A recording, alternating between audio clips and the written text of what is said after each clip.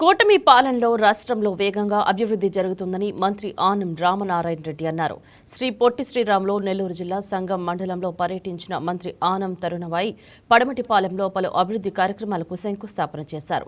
పడమటిపాలెంలో rural MLA Kotamreddy Sridhar రెడ్డితో కలిసి 1.71 కోట్లతో చేపట్టే అభివృద్ధి పనులను ప్రారంభించారు.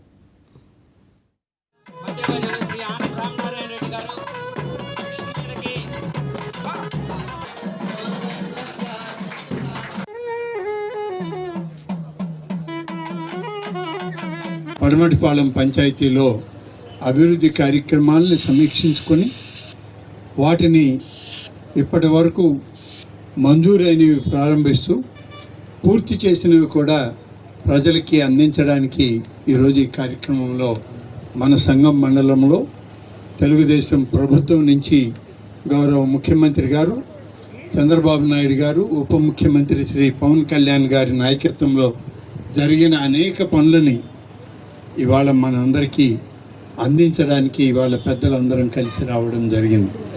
ముఖ్యంగా తరుణవాయి పంచాయతీలో ఇప్పుడు ఈ పక్కన ఉన్నటువంటి కుడివైపు రోడ్డు కొత్తగా నిర్మాణం చేశాం.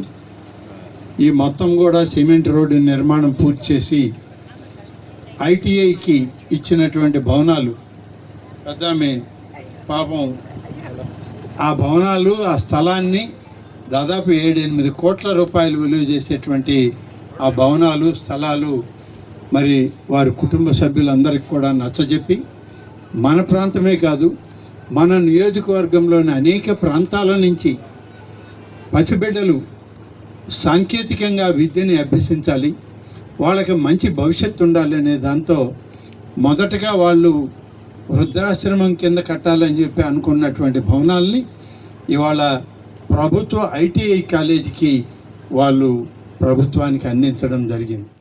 పడమటిపాలెం పంచాయతీలో